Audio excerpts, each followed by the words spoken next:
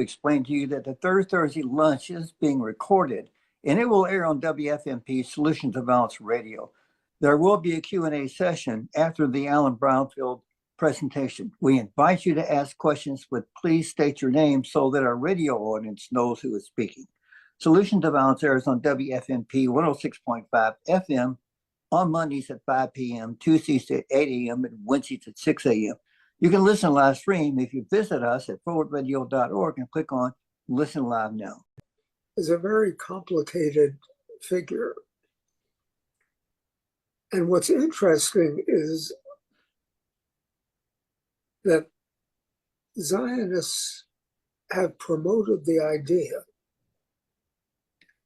that opposition to Zionism is the same as anti-Semitism. This, of course, completely ignores the long history of Jewish opposition to anti-Semitism. This, of course, Zionism argues that Israel is the homeland of all Jews, and that those Jews living outside of Israel are in exile. How many American Jews do you think believe that Israel is their homeland and that they are in exile?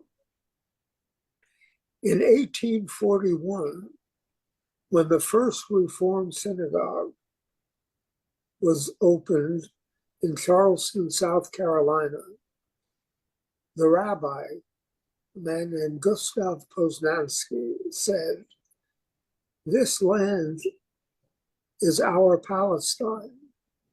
This city is our Jerusalem. This synagogue is our temple."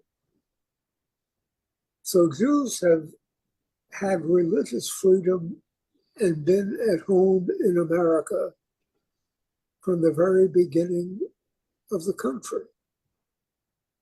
The people that started Zionism were largely from Eastern Europe, where Jews were never treated equally and were in fact persecuted.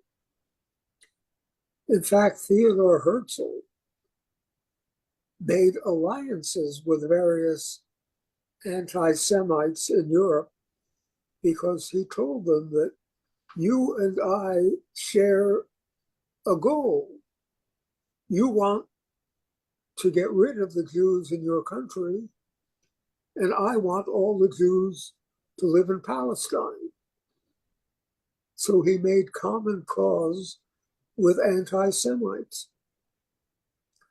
And people don't realize the fact that as Hitler and the Nazis came to power in Germany, Zionists were not displeased because Hitler's goal and the Zionist goal was the same, to get the Jews out of Germany. When the Nuremberg laws were passed, which among other things made it illegal for Jews and non-Jews to marry, the Zionists in Germany supported that idea because the last thing they wanted was for Jews to marry non-Jews. Interestingly, in America today, 70% of non-Orthodox Jews marry non-Jews. Even before the US Constitution was adopted in 1787, Thomas Jefferson and James Madison promoted the Virginia Declaration of Religious Freedom. Jews have had complete religious freedom in America from the very beginning. Israel, on the other hand, is a theocracy.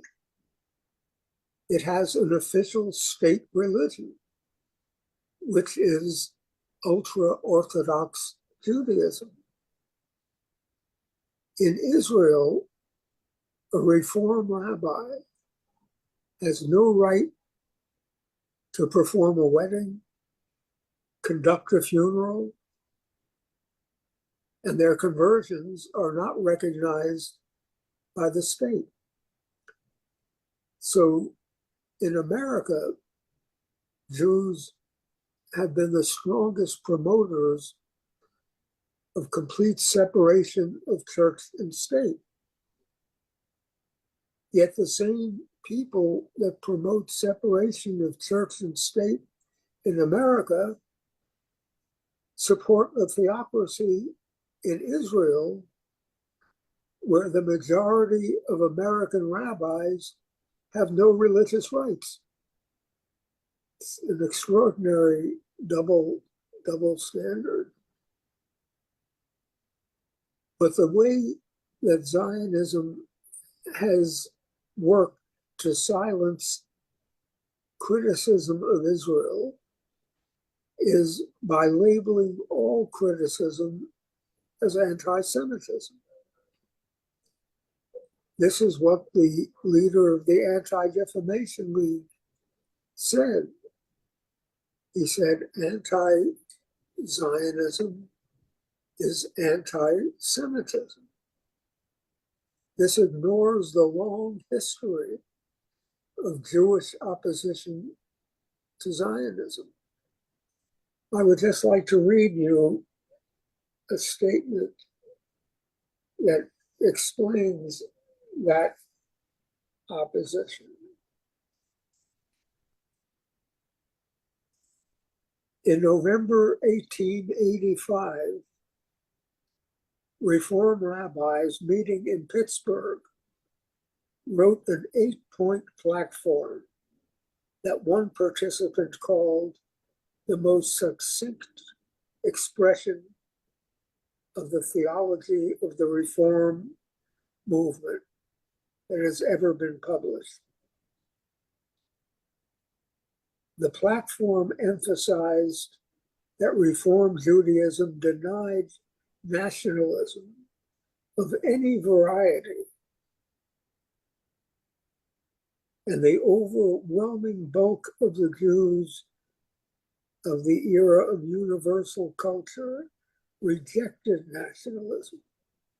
In 1897, the Central Conference of American Rabbis adopted a resolution disapproving of establishing a Jewish state. The resolution declared that Zion was a precious possession of the past. As such, it is a holy memory, but it is not our hope of the future. America is our Zion. So that is basically what Reform Judaism and the majority of American Jews really believe. It was only after the arrival of Nazism and the persecution of Jews in Europe, and when the Holocaust became known, American Jews came to the view, at least many of them, that a Jewish state was necessary in Palestine. Of course, this view completely ignored the fact that Palestine was completely populated with other people.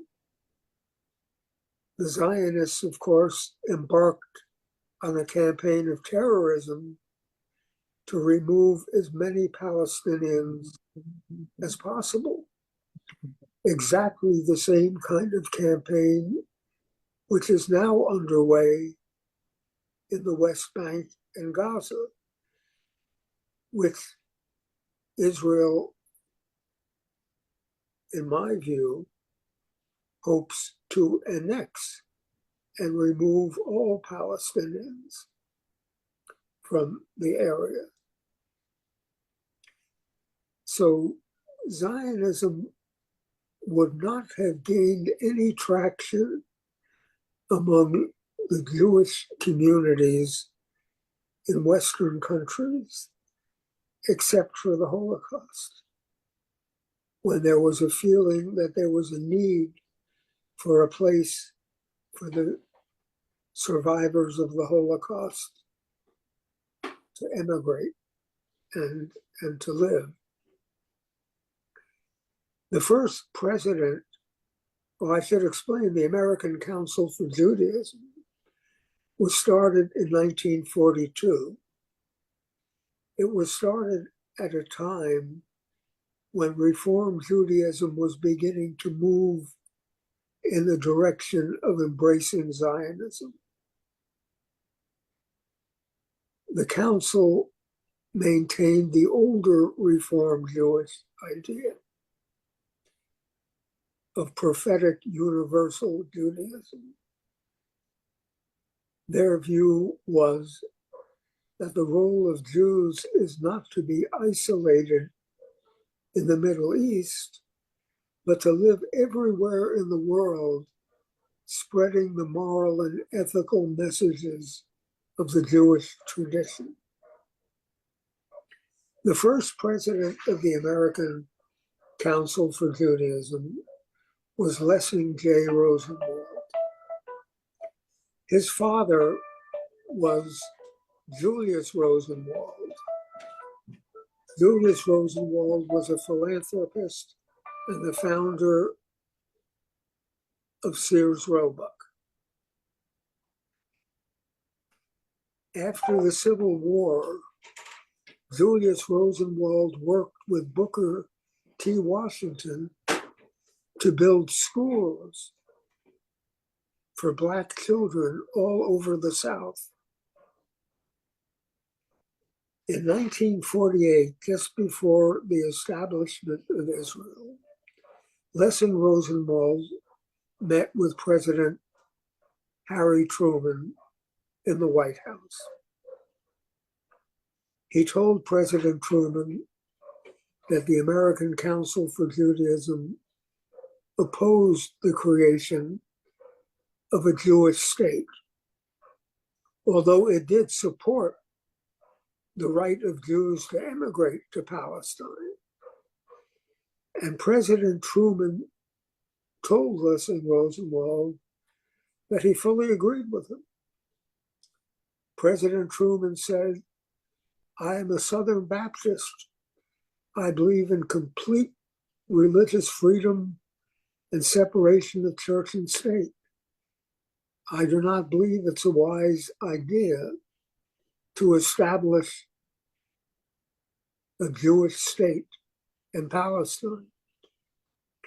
But politics got in the way. In 1948, Harry Truman had a very tough presidential race against New York Governor Thomas Dewey, and Zionists offered him large amounts of money to finance his campaign, and he changed his opinion and supported the creation of a Jewish state. Now, the amount of money that has been given by the United States to Israel is more than the amount of money the United States has given to any other country. It is extraordinary. And AIPAC, the American Israel Public Affairs Committee, spent more than $6 million in the last election to defeat one Democratic representative, Donna Edwards of Maryland. In an August 2022 primary, it spent more than $3 million to defeat a Jewish member of Congress, Andy Levin of Michigan, who supported Palestinian rights. So the Citizens United Supreme Court decision of 2010 opened the floodgates to unlimited money being spent. Before the Citizens United decision, someone like Elon Musk would not be able to contribute $300 million to a particular campaign. I think the Citizens United decision is a great danger to our democracy by opening the floodgates to an extraordinary amount of money.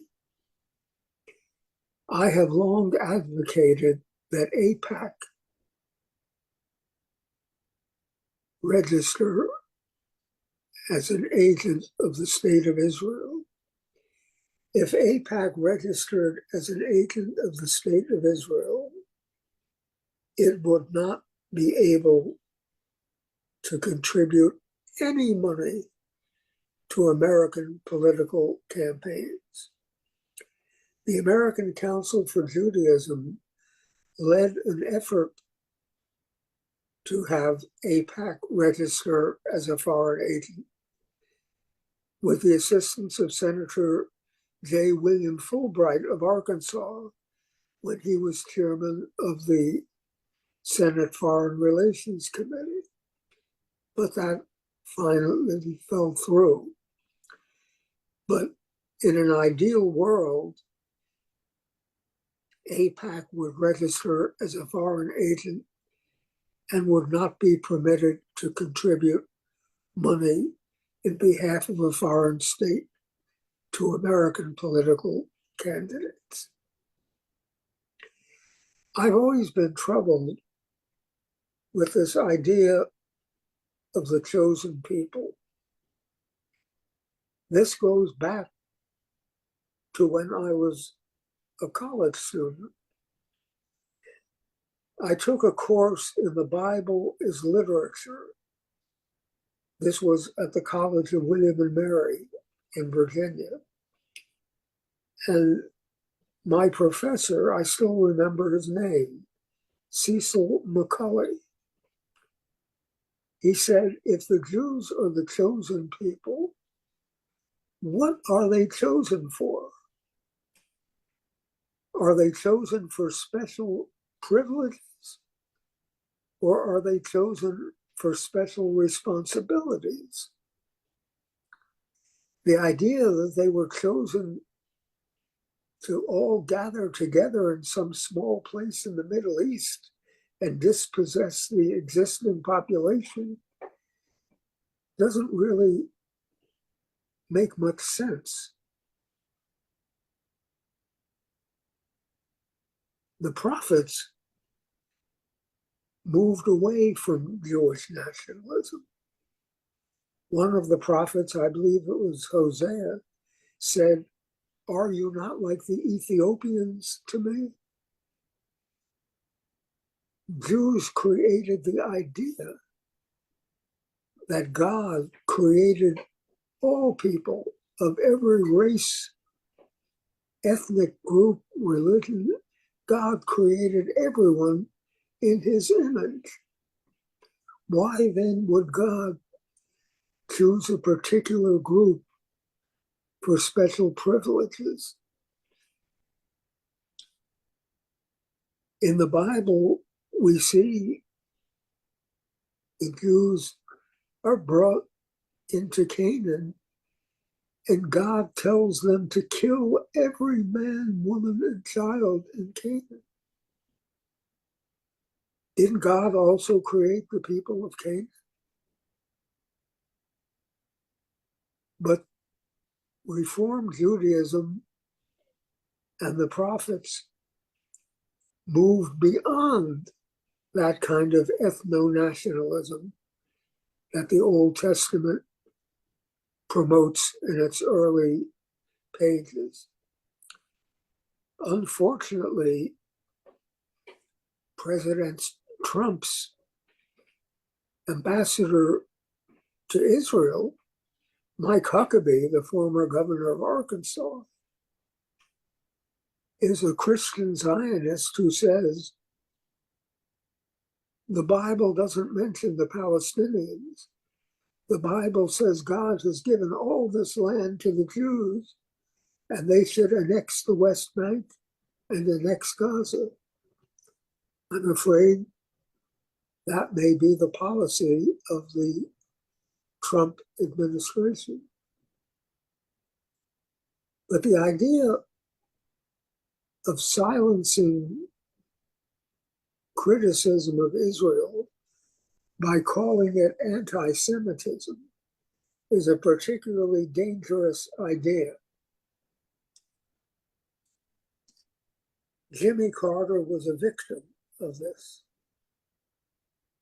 You know that when he wrote the book about Israeli apartheid, it was reviewed in the Washington Post by Deborah Lipstadt. And Deborah Lipstadt is the Biden administration's diplomat in charge of fighting anti-Semitism. And in her review of Jimmy Carter's book, Deborah Lipstadt compared him to the Ku Klux Klan leader, David Duke. Extraordinary. Abe Foxman, then the director of the Anti-Defamation League, said that Jimmy Carter wanted to destroy Israel. The attacks on Jimmy Carter were extraordinary. But now, everyone in the world recognizes that apartheid is what takes place in Israel. Amnesty International has declared that Israel is an apartheid state. And Human Rights Watch has declared that Israel is an apartheid state. And the Israeli human rights group, B'Tselem, declares that Israel is an apartheid state.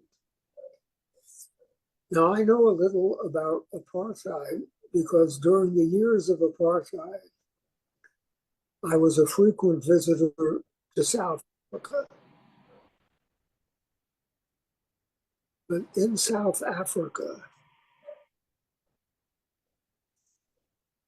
apartheid was quite different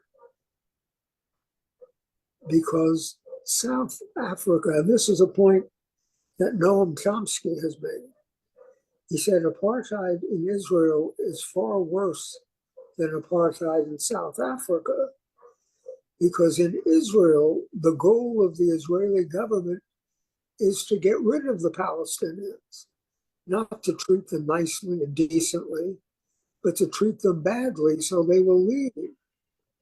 Whereas in South Africa, the South African government needed Black labor. And they treated Black workers much better than Palestinians are now treated, according to Noam Chomsky. And that was my observation visiting in South Africa. When I was in South Africa, my Afrikaner friends would say to me, "We know apartheid is wrong. If we maintain apartheid, our children will leave South Africa. We are Western Christian people who believe in freedom, yet we are treating these Black people in a way that is unacceptable. Our children will go to America, to Australia, to Canada. We must end apartheid." And white South Africans did end apartheid. And President de Klerk and Nelson Mandela won the Nobel Peace Prize for eliminating apartheid. My hope is that someone will emerge in Israel that will act like President de Klerk did, knowing that the treatment of the Palestinians is immoral, knowing that it violates all Jewish moral and ethical values, and someone will rise up and end it. Although right now we have the opposite case. We have people in the government who simply want to remove the Palestinians from the West Bank and fill it with Jewish settlers and then exit. And our own government is supporting such policies with massive financial aid, in large part because of AIPAC's contribution to political candidates. It's an extraordinary situation. It violates our moral values and it violates our strategic interests. Yet it continues, and I think it's going to be worse in the Trump administration. But there's a tremendous change taking place within the American Jewish community. More and more Jewish groups are rising up, like Jewish Voice for Peace and Trua and others, to challenge Israel as being in violation of all Jewish moral and ethical values in its treatment of Palestinians. Within Reform Judaism, there are more and more people arguing that Reform Judaism abandon its allegiance to Zionism. So there are reasons to be hopeful about the future.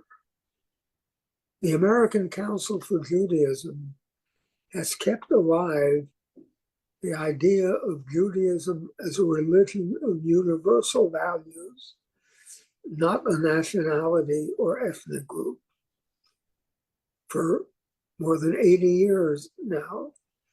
And I think that it has lived long enough to see that increasing numbers of Jewish Americans are moving in their direction. So I'm an optimist about the future. I think that Judaism in America will slowly move back to its universal moral and ethical roots and abandon the ethno-nationalism that Zionism involves. So I think maybe I'll stop here and open it up for questions.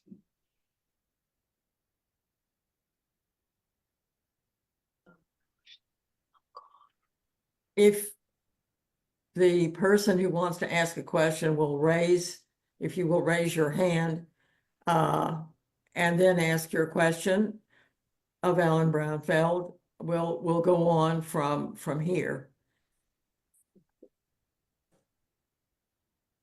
I'm going to recognize David Rutledge. His hand is raised. What is your question, David? I don't know if I need to hit any particular button, Beverly, in order for you to hear me. I can hear you just fine. Good.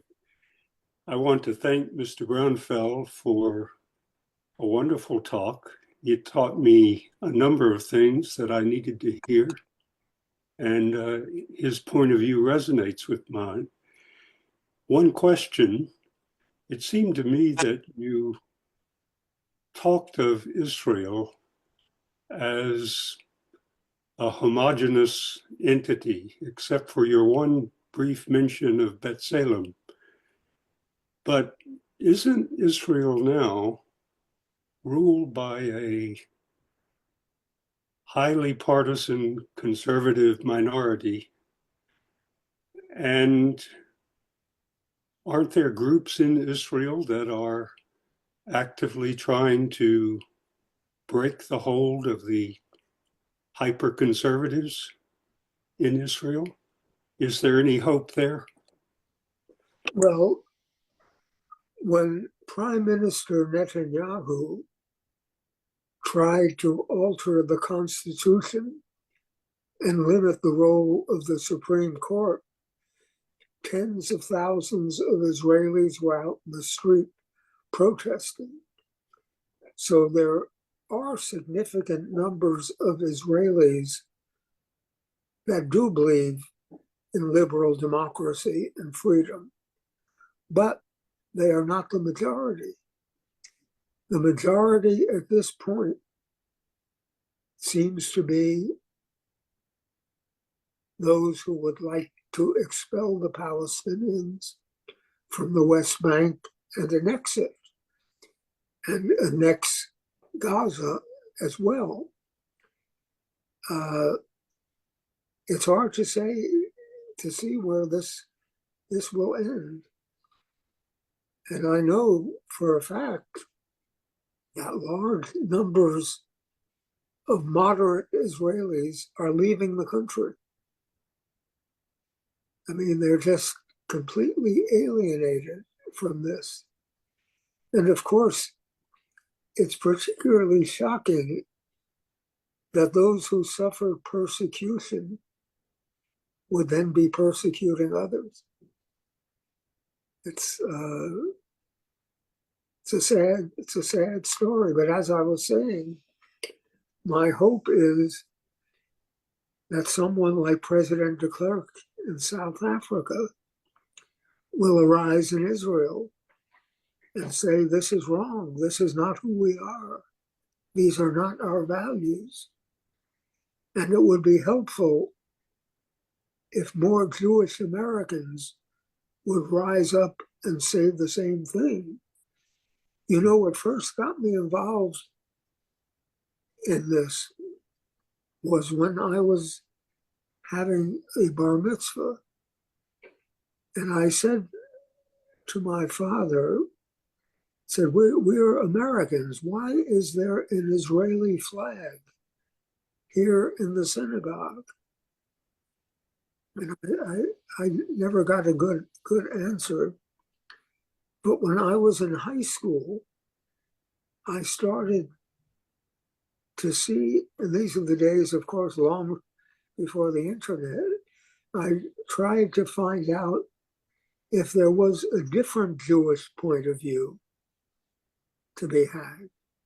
And that's when I discovered the American Council for Judaism. And I have been involved with this organization really ever since my high school years, which is a long, long time. And I think we're now coming into our own, finally, that more and more Jewish Americans are rejecting the idea of Israel as the center of Judaism. It strikes me, going into synagogues with Israeli flags and listening to sermons about the Middle East, that what is being worshipped is not God, but Israel or the Jewish people. So this is very encouraging to me that so many Jewish Americans are rising up now against those ideas. Amen. Pat Geyer had her hand raised, Beverly. Alrighty, great. Pat? Yes, thank you, Beverly. I just wanted to add to what Mr. Brownfield said in response to Israeli Jews, at least, responding to the situation, and certainly they came out in droves when the issues were going on about the judicial problems in Israel. I had a conversation about 10 days ago with Professor Avery Kohler. Some of you know him. He teaches at the University of Louisville, and I believe he is in the philosophy department. I think he also teaches Jewish studies. I could be wrong about that. But he said, he's very familiar with Israel. He said that less than 5% of the Israeli population today is against the conflict with Gaza. Less than 5%.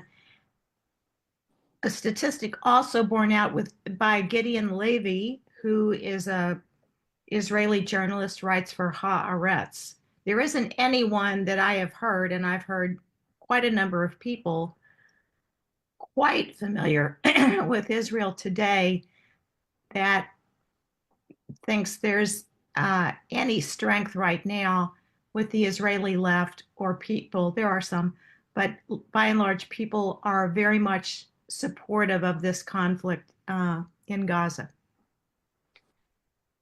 Well, I think the election results in Israel show that the right wing has a dominant role, and the members of Prime Minister Netanyahu's cabinet are among the most extreme people in Israel.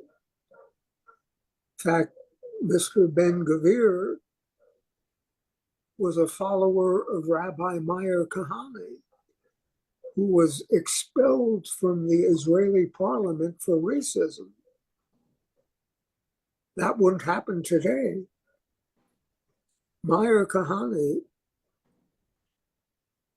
was a supporter of the Nuremberg laws imposed by the Nazis. What Meir Kahane and other right-wing Zionists liked about the Nuremberg laws was that they made marriage between Jews and non-Jews against the law.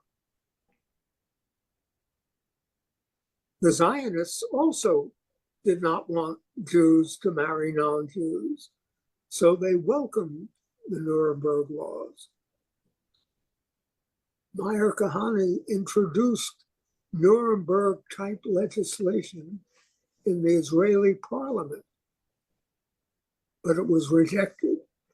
But that's the point of view of members of the Netanyahu cabinet. And we know that Netanyahu is under indictment for various crimes and is determined to stay in power to avoid being found guilty and being sent to jail. So for these various personal reasons, he refuses to separate himself from these most extreme cabinet members. And what has been happening in the West Bank is just terrible, because residents of the West Bank are having their homes destroyed, their children's schools destroyed, their olive trees torn down. And the West Bank, according to international law, is being illegally occupied by Israel, and the people that are being persecuted are its legal residents. So it's a sad story. David Horvath has his hand Raise up. your other hand. Huh? Raise your hand against the lot. Thank you, Mark. And thank you, Mr. Brownfield, for this presentation. It was really quite stimulating. And I wanted to ask you a little bit about the Israel lobby. When you talk about AIPAC, you know, we're familiar with that a little bit in terms of that's the their American part of the Israel lobby.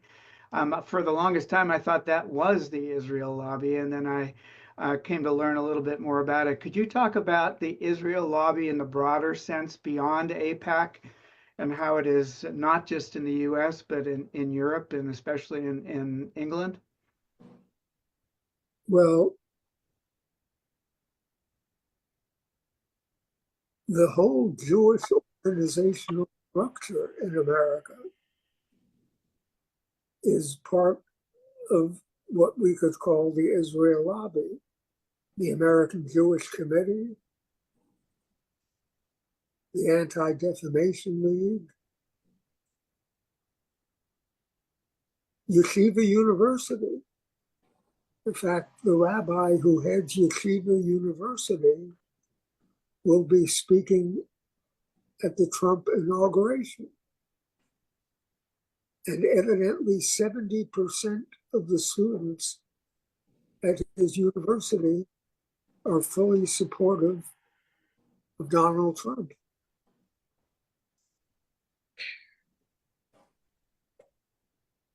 Something is happening here. So the whole Jewish organizational structure in the United States, aside from those groups that reject what Israel is doing, groups like Jewish Voice for Peace and a number of others, if not now, there are a whole group of more liberal groups that have recently emerged, which makes me very hopeful that we are now in a period when more and more Jewish Americans are totally alienated from Israel and its treatment of the Palestinians.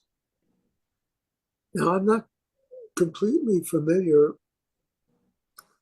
with the Jewish lobby in England, although I know there are a number of very vocal Jewish critics of Israel in England.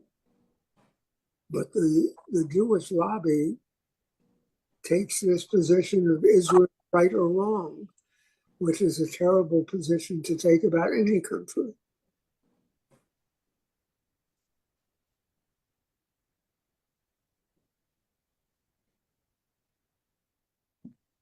Jim Johnson wants to ask a question, although he is labeled as Carolyn Brooks on the screen. So, Jim, Yeah. what's your question? Yeah, thank you, Beverly. Recently, Anil Sheeline appeared on Solutions to Violence. She is one of the research directors and journalists for the Quincy Institute for Responsible Statecraft. And before that, she was a member of the Biden administration's State Department focused on Middle East. And she is one of the 13 members of the Biden State Department that resigned because of her opposition, their opposition to the way the Biden-Harris administration has supported Israel in the current conflict. And they had asked for the United States to stop sending weapons of mass destruction to Israel. And that fell on deaf ears, and that's the reason for her resignation. She has since appeared on CNN twice, CBS, NBC, and my little program, Solutions to Violence. So my question is here, she made the point that one of the AIPAC members, a lady, donated $100 million to the Trump campaign with the direction that he support Israel if Israel had decided to annex the West Bank. And That was the wife of Sheldon Adelson, the casino owner. Yes. Yeah, who gave $100 million. And she points out that if that's what Israel does, if they annex the West Bank, that it will bring Jordan into the war, Iran, maybe a bunch of other neighboring states as well. So is that what you're seeing here? Is that what's going to happen if Israel does annex the West Bank in with U.S. support under the Trump administration? Well, it's hard to be sure. The United States, both Republicans and Democrats historically, have always supported the two-state solution and have always said that Israeli occupation of the West Bank violates international law. So if the new Trump administration were to permit Israel to annex the West Bank, this would be a dramatic departure from bipartisan U.S. policy over many years. But it's irrational. I mean, for President Biden to say that he believes in the two-state solution, which he says on a regular basis, yet to provide Israel with all these weapons and arms to slaughter tens of thousands of civilians doesn't make any sense. So I would not be surprised if the Trump administration would recognize Israeli annexation of the West Bank. It would just be a terrible thing. The thing is, there's an opportunity for real peace in the Middle East. The Saudi Arabians and the Gulf states all say they will recognize Israel and have diplomatic relations with Israel as soon as Israel establishes a Palestinian state in the West Bank. So all of the neighboring Arab countries are ready to make peace with Israel if Israel would only establish a Palestinian state. But the current Israeli government, of course, is in the hands of this extreme right wing that wants to annex the West Bank. A terrible, terrible situation. I want to recognize myself, Mr. Brownfield, and talk about the media and access to information about the Palestinian situation across the last 75 years or so. You're a part of the media, so you're an insider there, but we need the media in the United States to start paying attention to the Palestinian history, the Palestinian narrative, in order to get the general American public informed about the necessary background as well as what's going on today in a more honest fashion, and to divert all this coverage about the Israeli side of the situation into a more understanding of the broader conflict. Well, no, I Talk think about the media, if you would, the American media. well, I think you're certainly correct in saying that the Palestinian story historically has not been told. I mean, when Israel was created, the Zionists embarked upon a campaign of terrorism in Dar Yassin, in a whole series of towns, to eliminate as many Palestinians as possible in order to cause the others to leave.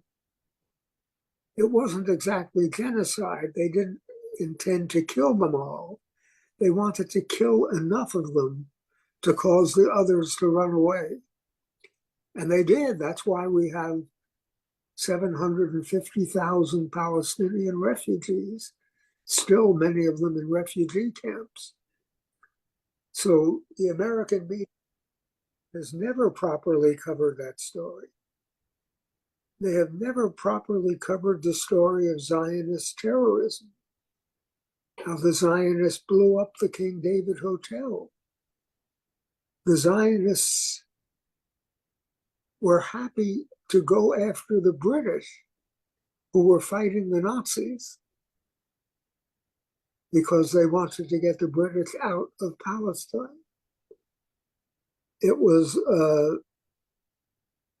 they assassinated Count Bernadotte. They did all sorts of terrible things, and very little attention was paid to all of this in America. The Palestinians have been the victims of an extraordinary campaign of terrorism against them. And Israel has succeeded. It has gotten large numbers of Palestinians to leave.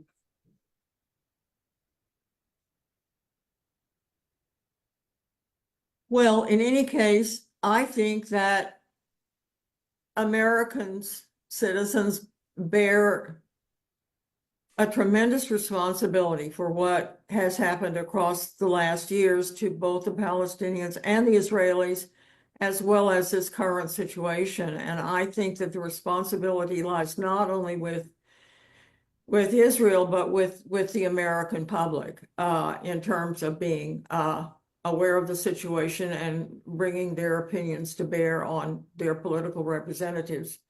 You know, our Democratic congressman here in Louisville, Marvin McGarvey, has been besieged by all kinds of individuals and organizations about what is going on in Gaza. But he receives money from AIPAC as part of his campaign funding. And he has so far refused to call for or join with the few members in the National Congress to call for a ceasefire now in Gaza. Though we are here very aware of his position, he's an honorable man. He has a young family. He understands what is going on in Gaza, and yet that AIPAC money and that influence here in Louisville has kept him from voicing his, I think, understanding of the situation. So that's my simple reform to improve American politics is public financing of campaigns. Because if we had public financing of campaigns, we would not have the gun manufacturers contributing millions of dollars. We would not have the pharmaceutical companies contributing millions of dollars. When I was in law school, it was considered unethical for pharmaceutical companies to advertise. Now, if you turn on CNN or MSNBC any evening, more than half the advertisements seem to be for pharmaceuticals. So it's a very corrupting political scene that we have, unfortunately. are there any more questions? All righty. My words of thanks are insufficient to represent our indebtedness to you, Mr. Brownfield, for coming on our Third Thursday lunch program today. Before I go, I want to talk about our February program, which will be 5 weeks from today on February the 20th, Thursday, February 20th. At the moment, we're planning to be lunching together at Hotel Louisville, but in case the weather turns against our going to lunch at the hotel, we will turn to Zoom for our speaker. In any case, it's great to have all of you here present at this important program, and it's great to see some of your faces as well. So thanks so much, and we'll be back on Thursday, February 20th. We're going to be recognizing Black History Month with our speaker, which we do every year in February. Thank you. So I'll say bye-bye for now. Bye-bye. Not. Thank you. Thank you. Thank you, Thank Bethel. you.